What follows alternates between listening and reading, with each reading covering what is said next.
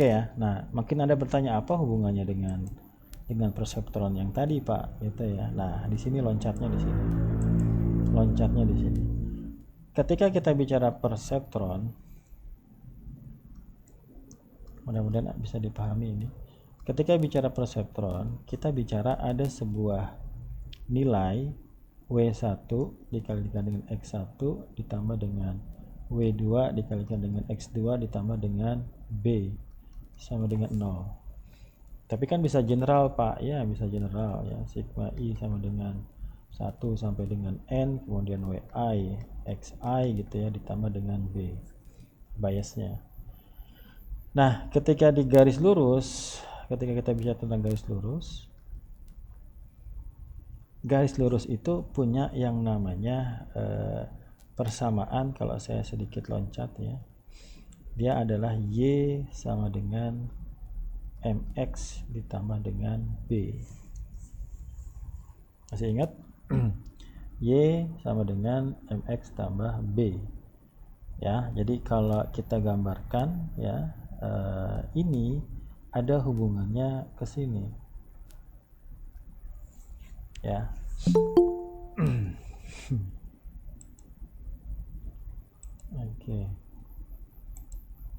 Oke ya, ini agak sedikit loncat ya.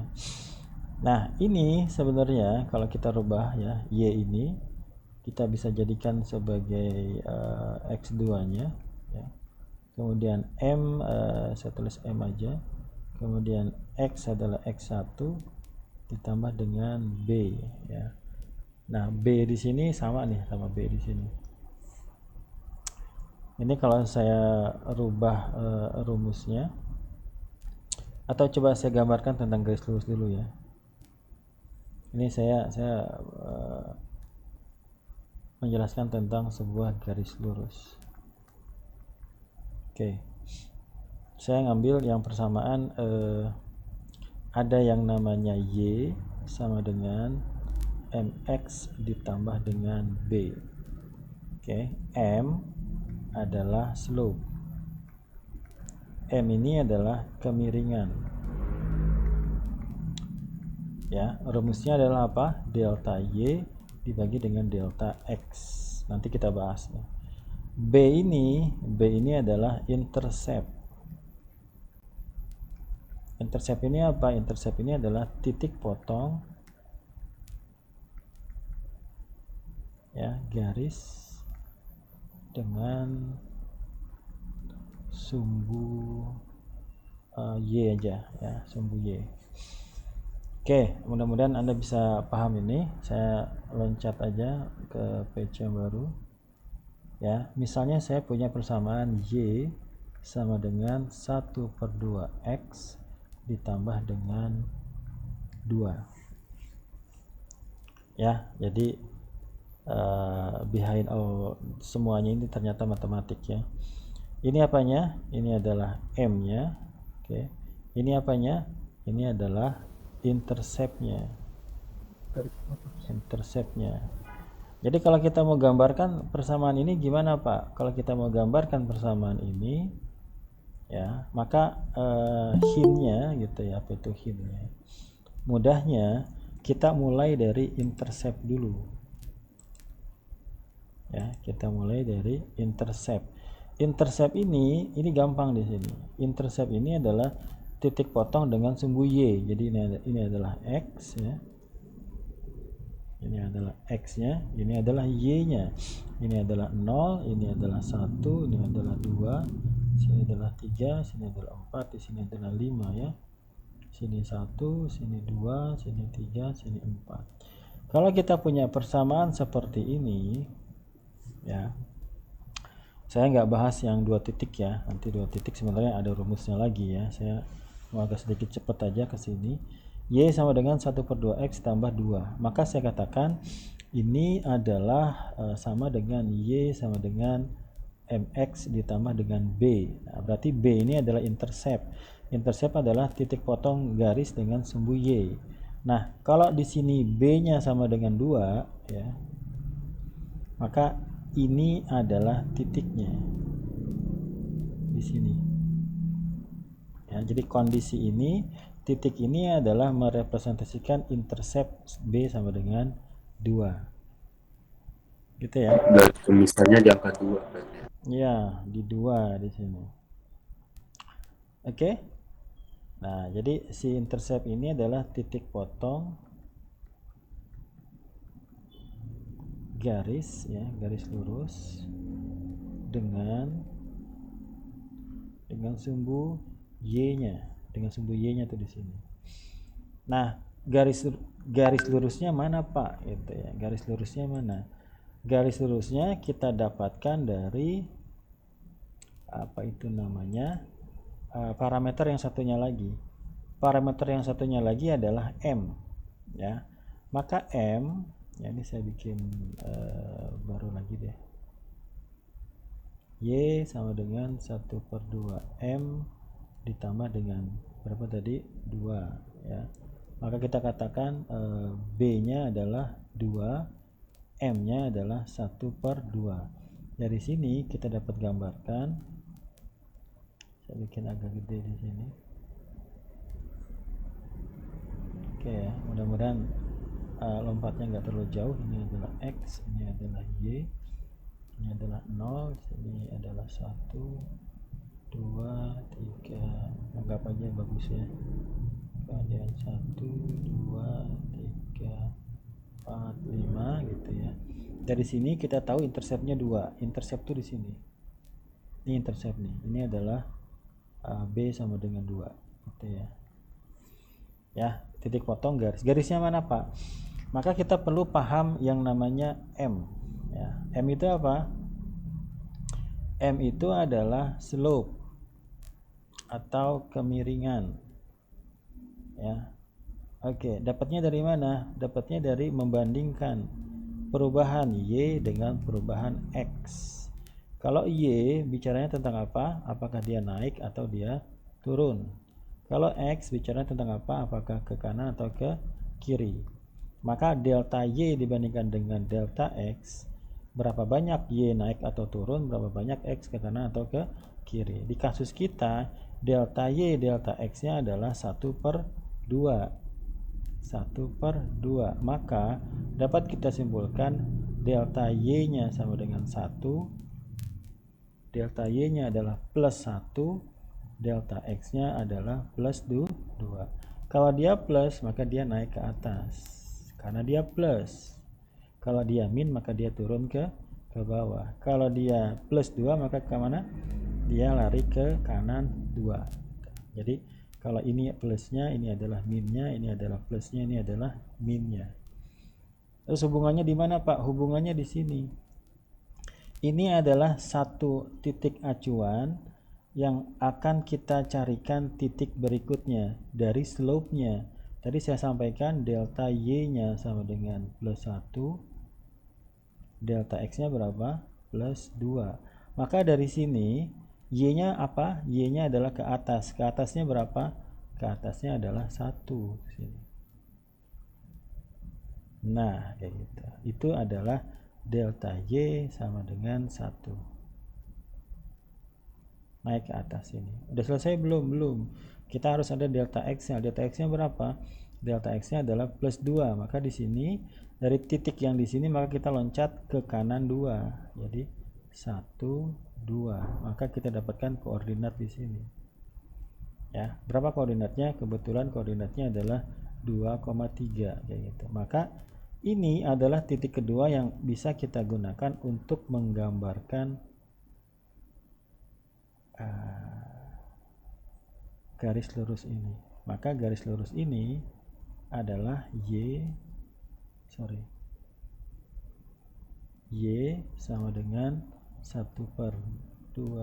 Ini bukan M ya. 1/2 X ya. 1/2 X ditambah dengan 2.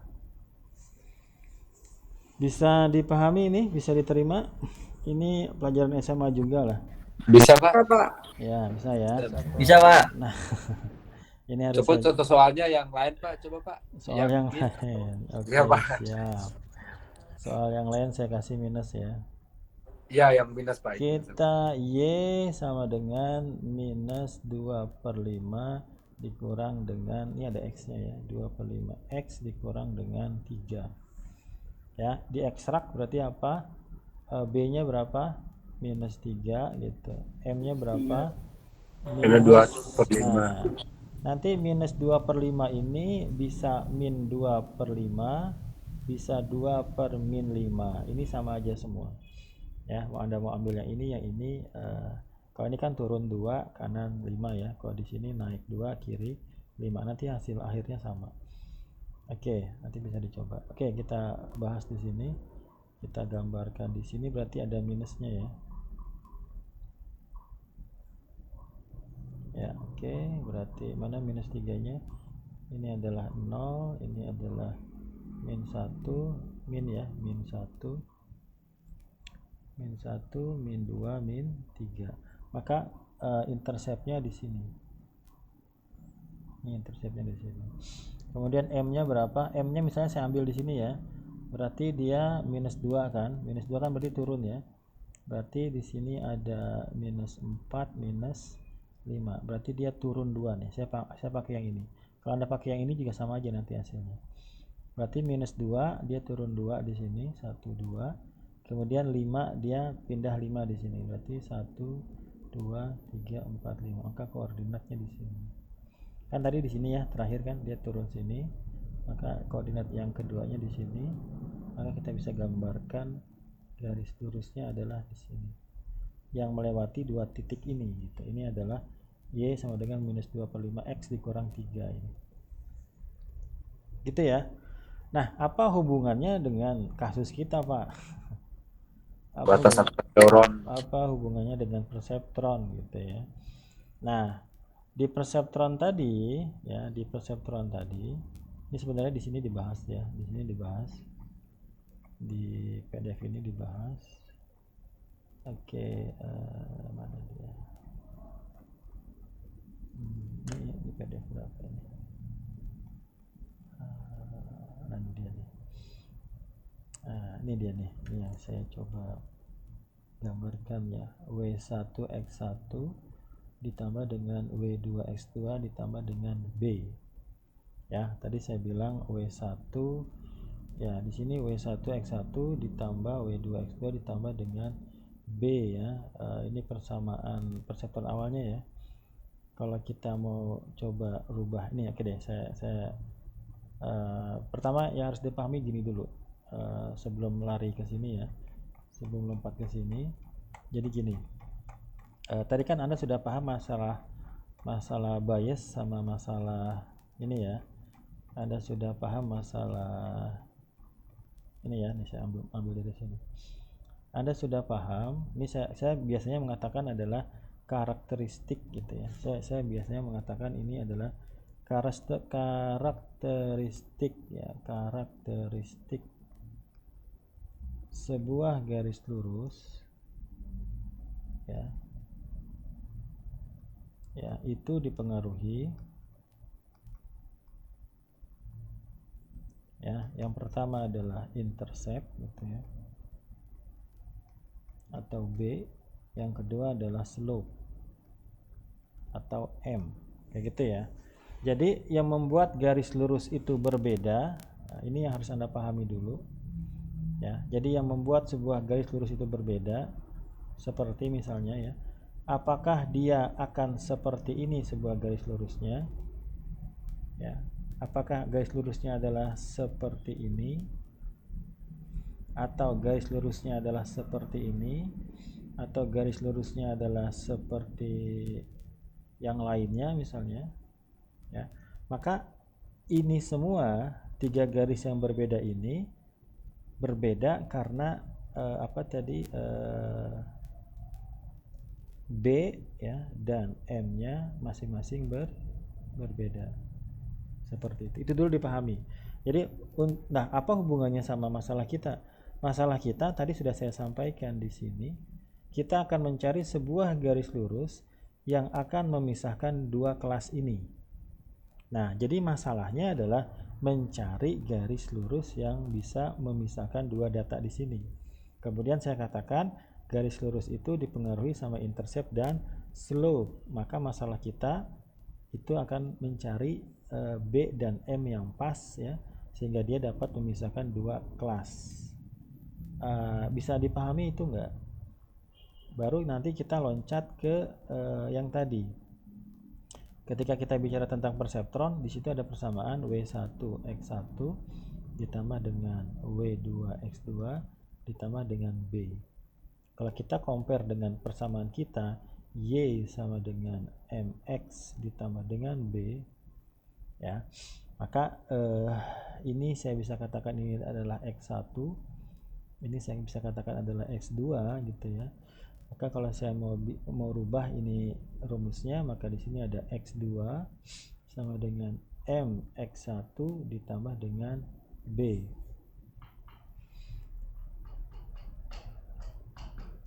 Ya, jadi kalau kita rubah lagi sama dengan MX1 ya, atau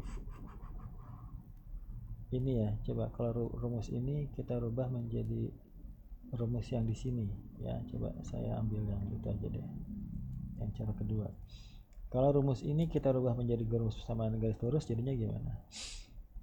W2 X2 saya rubah dari awalnya ya. W1X1 ditambah dengan W2X2 ditambah dengan B sama dengan 0. W2X2 sama dengan minus W1X1 dikurang B, maka X2 sama dengan min W1 W2X1 dikurang B dibagi dengan W2.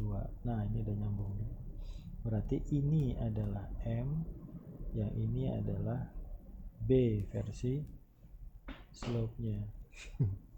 Bisa diterima nggak ini? Bisa, Pak. Bisa ya. Nah, jadi sebenarnya yang menjadi masalah pentingnya itu adalah ya, di sini variabel. Kalau saya masuk di sini, nanti kita ngomongin fungsinya ya. Kita masuk di persamaan garis lurus saja. Nah, kalau kita lihat di sini, si X1 ini itu fix ya. Kemudian X2 juga fix. Kenapa fix? Karena dia data. Ya, dia data. Nah, maka di sini W1, W2B itu adalah nilai-nilai yang kita cari gitu ya. Saya mulai dari situ deh. Ya, mudah-mudahan tadi lompat ke ininya bisa ya. Jadi saya coba jelaskan di sini. Ya, jadi perseptron tadi W1X1 ditambah dengan W2X2 ditambah dengan B sama dengan 0. Ini merupakan persamaan garis lurus ya. Tadi saya sudah buktikan ketika saya merubah bentuknya. Kemudian yang kedua, X1, X2 itu fix. Kenapa fix? Karena dia adalah data. Nah, bagaimana caranya kita mendapatkan? Jadi gini, yang harus kita pahami.